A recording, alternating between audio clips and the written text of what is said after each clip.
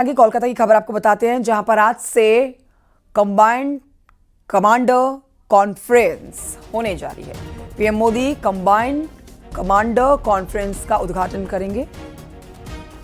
Commander conference में देश की सुरक्षा पर चर्चा होगी। 17 सितंबर तक चलेगी ये कंबाइंड कमांडर कॉन्फ्रेंस, जिसमें राजनाथ सिंह, एनएसए अजित डोभाल मौजूद रहेंगे। सीडीएस और रक्षा सचिव भी इसमें मौजूद रहेंगे। तीनों सेनाओं के कमांडर यहां मौजूद रहने वाले हैं। कंबाइंड कमांडर कॉन्फ्रेंस का आज उद्घाटन पीएम मोदी के हाथों होना है।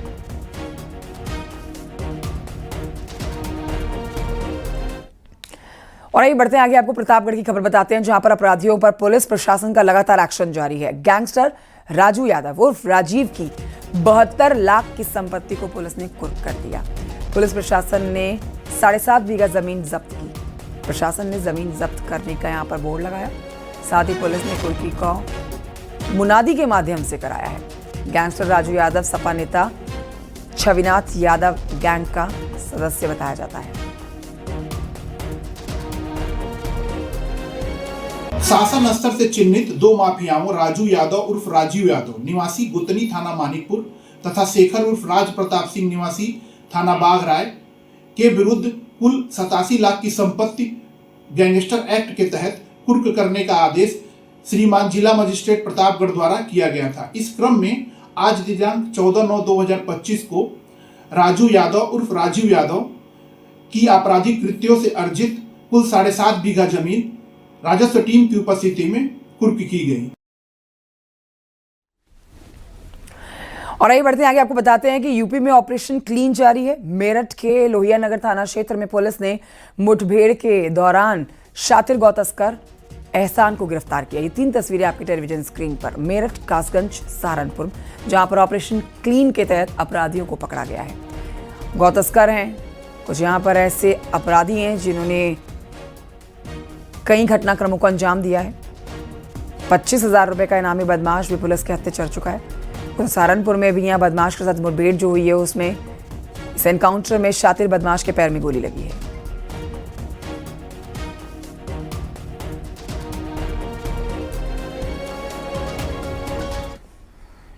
अमेठी में एक पति ने अपनी पत्नी की शादी उसके प्रेमी से करवा दी।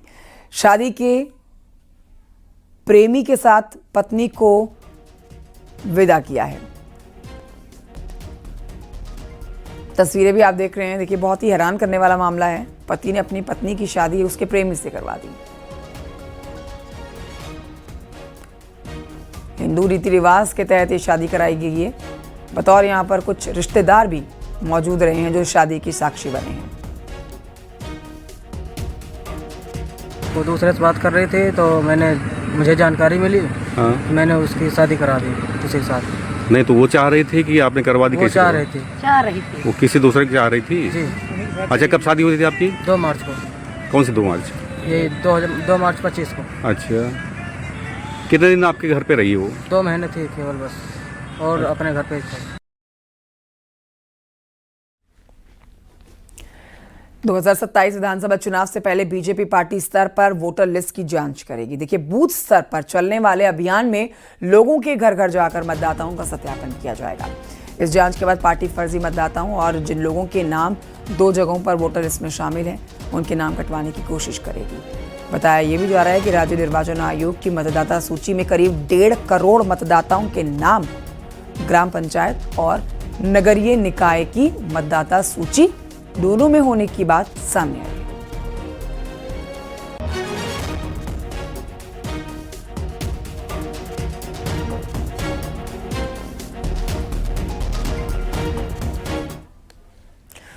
खबर मेरठ से है, जहां पर विक्टोरिया पार्क में चल रही रामकथा के दौरान जगत गुरु स्वामी रामभद्राचार्य ने मुस्लिम महिलाओं की हालत पर चिंता जताई। उन्होंने कहा कि जितनी दुर्गति इस्लाम परंपरा में महिला की होती है, ऐसी कहीं नहीं होती। एक महिला से 25-25 बच्चे पैदा करना और फिर उनको वृद्ध होने पर 3 बार तलाक कहकर छोड़ देना, ऐसा यूज एंड थ्रो ये हमारे यहां नहीं होता। सुनिए।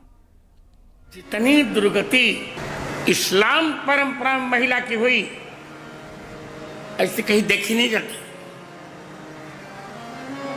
एक एक महिला से 25-25 बच्चा पैदा करना,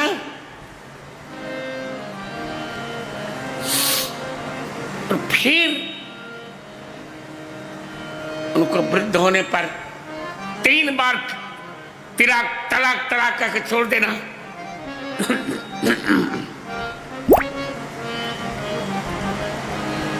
यूज एंड थ्रो, ये हमारे यहां नहीं है। हमारे यहां इतना बच्चा पैदा करने का, किसी धर्म में महिला को बेबी कहते हैं, किसी पंथ में महिला को बीबी कहते हैं। केवल हिंदू धर्म एक ऐसा है जहां महिला को देवी कहते हैं।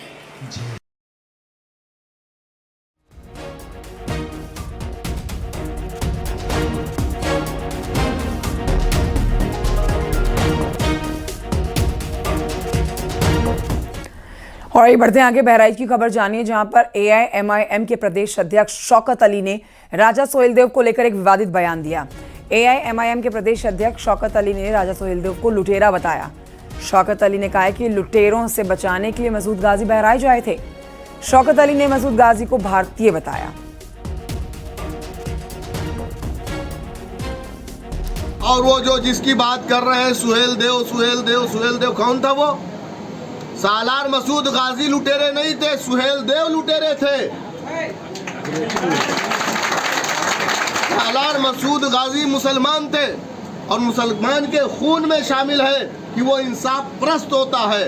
सुहेलदेव ने जब यहाँ पर जुल्म करना शुरू किया भारतीयों पर, तो सालार मसूद गाजी ने रुख किया इस तरफ, और उसके नाइंसाफी और उसके द्वारा कर रहे जुल्म, अत्याचार, अन्याय के खिलाफ उन्होंने उससे लड़ाई लड़ी।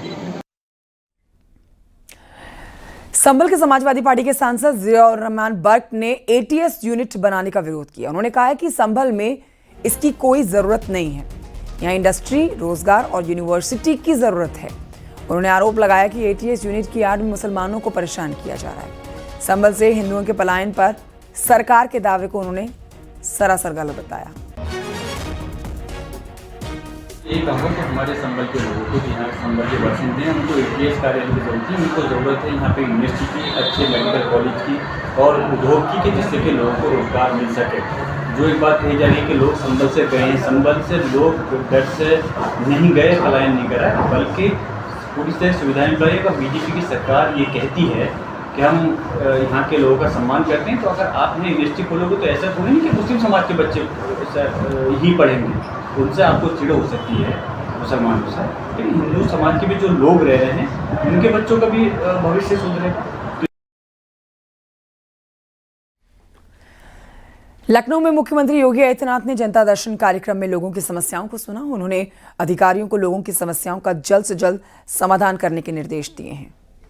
ये आज सुबह की तस्वीरें आपके सामने हैं, राजधानी लखनऊ में मौजूद है मुख्यमंत्री योगी आदित्यनाथ। और देखिए यहाँ दिन का आगाज़ जैसा कि हमेशा ही वो प्रदेशवासियों की समस्याओं को सुनने के साथ करते हैं, और आज भी जनता दर्शन में शामिल हुए मुख्यमंत्री योगी।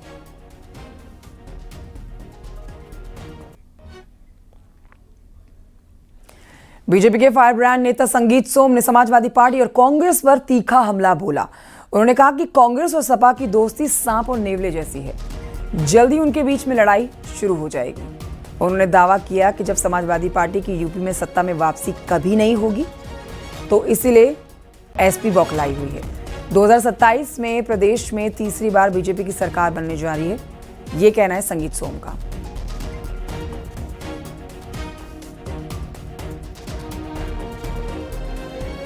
देखिए, कांग्रेस और सपा, वैसे तो मैं आपको बता दूं बहुत जल्दी जूता पथरम आपस में ही हो जाएगा, क्योंकि दोनों वो वाला काम है, चोर चोर मौसेरे भाई। दोनों का काम चोरी है, चाहे कोई टोटी चोरी करता हो, चाहे कोई कुछ और चोरी करता हो। देश को इन्होंने लूटा है। प्रदेश को अखिलेश यादव जी ने और उनके सरकारों ने जिस तरीके से लूटा है, कंगाल किया है। आज बीमार प्रदेश हुआ करता था, आज उसी प्रदेश को भारतीय जनता पार्टी की सरकार ने और योगी जी की सरकार ने, आज पूरी दुनिया में उत्तर प्रदेश का अलग नाम है। इन्वेस्टर आ रहे हैं, लोग यहाँ आते हैं, लोग डरते नहीं हैं। जितने माफिया थे वो अल्लाह में प्यारे हो गए। उधर कानपुर में पुलिस की गिरफ्त में आने के बाद एक सौदा गिड़गिड़ाने लगा। पुलिस के सामने कहने लगा कि मुझे माफ कर दीजिए। कानपुर के किदवई नगर थाना क्षेत्र में स्कूल जा रही क्लास 11th की एक छात्रा के साथ इस युवक ने अभद्रता की थी, जिसे गिरफ्तार किया गया। अब देखिए, कार्रवाई होने के बाद ये डरा सहमा युवक पुलिस से माफी मांगता हुआ नजर आया। इसका ये वीडियो वायरल है। मैं हर लड़की को अपनी माँ, मुझे माफ कर दीजिए। मैं हर लड़की को अपनी माँ बहन समझो, प्लीज मुझे माफ कर दीजिए, प्लीज मुझे माफ कर दीजिए सर। मैं हर लड़की को अपनी माँ, मुझे माफ कर दीजिए। मैं हर लड़की को अपनी माँ बहन समझो, प्लीज मुझे माफ कर दीजिए, प्लीज मुझे माफ कर दीजिए सर। मैं हर लड़की को अपनी माँ, मुझे माफ कर दीजिए। मैं हर लड़की को अपनी माँ बहन। इधर इटावा के सैफई इलाके में लछवाई गांव में इलाहाबाद हाईकोर्ट के आदेश पर बुलडोजर वाला एक्शन हुआ है। प्रशासन ने तालाब के पास अवैध कब्जे पर बुलडोजर चलवाया। देखिए, इस दौरान टीम की कार्रवाई का कुछ लोगों ने विरोध भी किया, लेकिन प्रशासन की अपनी कार्रवाई जारी रही।